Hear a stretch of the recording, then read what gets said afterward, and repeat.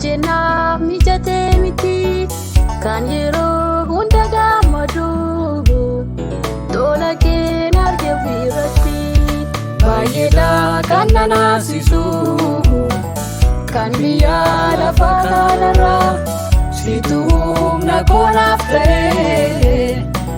Yesuus as keerra marree maaliifan jaalisaa sinna jaalatee dhugaanii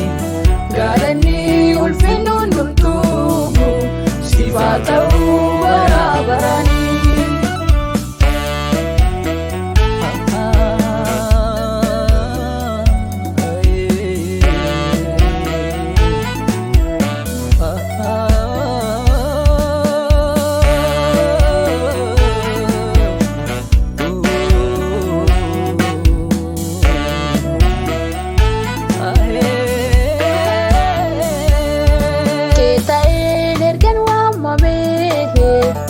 Sifachi maltu na yaadesa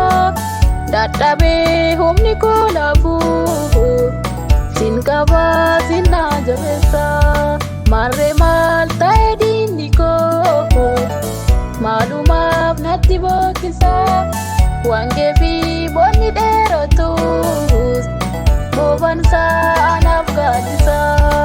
na jijjiira waaqayyoon koo arkisaa na boqochiisa kee ta'uu na boonsee malee dajjinaaf mijatee miti kan yeroo hunda gammadu tola kee arge ofirratti baay'eedha kan na naasisu kan biyya lafa kanarraa situ humna koonaaf ta'e Yesuus as keerra marree maaliifan jaalisaa sinna jaalatee dhugaanii galanni ulfinni hundumtuu siif haa ta'u bara baranii.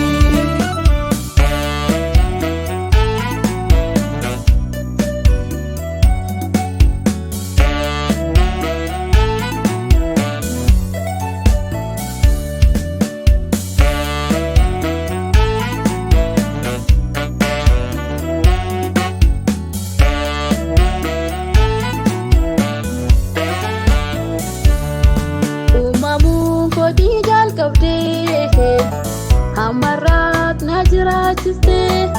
sifachiisu malalataa gooftaa waa'een koo hundumti humni maqaan kee Yesuus kaleessaas na oolchee du'a kaaboriif abdiin koo sumaa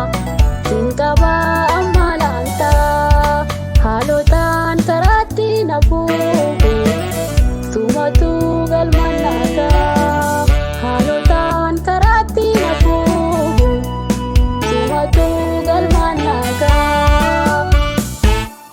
kee ta'uu na boonsee malee dajjinaaf mijatee miti kan yeroo hunda gammadu tola kee arge ofirratti baay'eedha kan na naasisu kan biyya lafa kanarraa situ humna koonaaf ta'e Yesuus as keerra marree maaliifan jaalisaa sinna jaalatee dhugaanii galanni ulfinni hundumtuu siif haa ta'u bara baranii.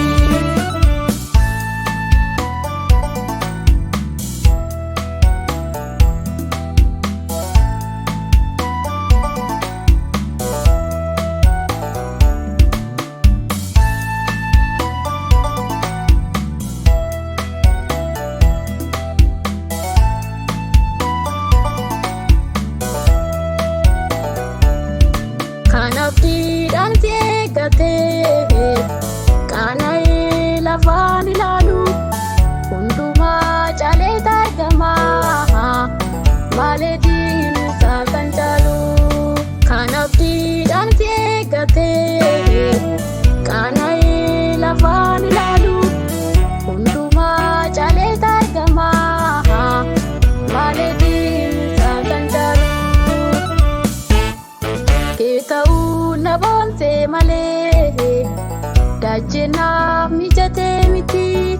kan yeroo hunda gammadu tola kee argee ofirratti baay'eedha kan nanaasisu kan biyya lafa kanarraa situ humna koonaaf ta'e Yesuus as keerra.